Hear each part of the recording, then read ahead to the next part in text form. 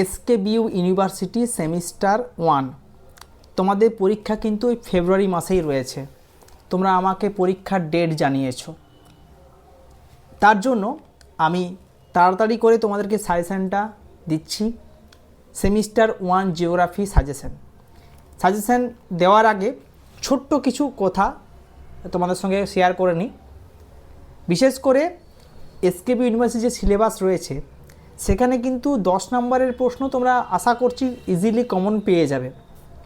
ছোট যে প্রশ্নগুলো রয়েছে 5 মার্কসের প্রশ্ন, সেই প্রশ্নগুলো কিন্তু খুবই কনফিউজড রয়েছে, কারণ প্রচুর প্রশ্ন আছে। সিলেবাস যেভাবে উল্লেখ করা আছে তোমরা চেষ্টা করবে একবার করে সিলেবাসটা ভালো করে দেখে পড়ার। এবং 2 নম্বরের প্রশ্নের কিন্তু আমি কোনো সাজেশন করছি না, কারণ প্রচুর 2 নম্বরের প্রশ্ন হতে পারে। প্রত্যেকটা বড় প্রশ্ন থেকেই 2 নম্বরের অজস্র প্রশ্ন আসতে পারে।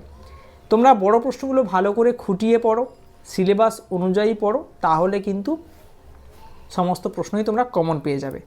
আর দেরি না করে সাজেশনটা তোমাদেরকে দিই, নাহলে তোমরা বলবে স্যার সাজেশন দিতে দেরি করছেন, তো সাজেশনটা দিই। আর যারা অন্যান্য ইউনিভার্সিটি থেকে দেখছো তোমাদেরকে রিকোয়েস্ট করছি তোমরা পরীক্ষার ডেট একবার কমেন্ট বক্সে জানিয়ে রাখো যে আমাদের এই ইউনিভার্সিটি পরীক্ষার ডেট এই সেমিস্টারের যে পরীক্ষাটা হয়, তাহলে সেই অনুযায়ী আমি তোমাদের ভাবনা চিন্তা দেখে তোমাদের কমেন্ট দেখে আমি তাদের সাজেশনটা আগে দেওয়ার চেষ্টা করব।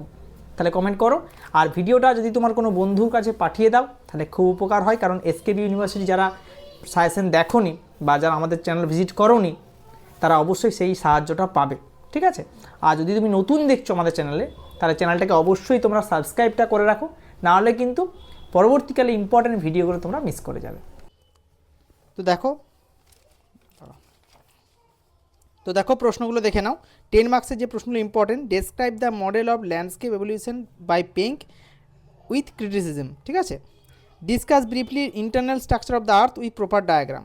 পরের প্রশ্ন, discuss briefly the theory of isostasy by Pratt, এটাও কিন্তু পড়ে রাখবে, important, with example. Briefly discuss landform evolution in uniclinal structure with diagram.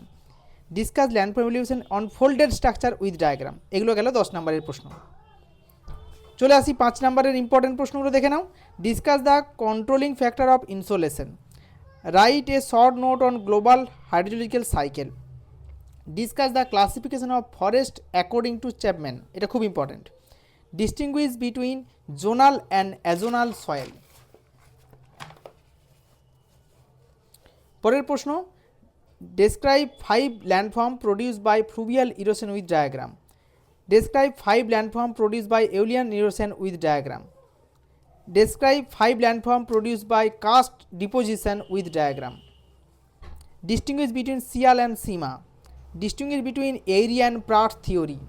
পরের প্রশ্ন, discuss different types of plate boundary with diagram. Short note on Hack theory. Hack theory কিন্তু short প্রশ্নের জন্য পড়ে, মানে 5 নম্বরের জন্য পড়ে রাখবে।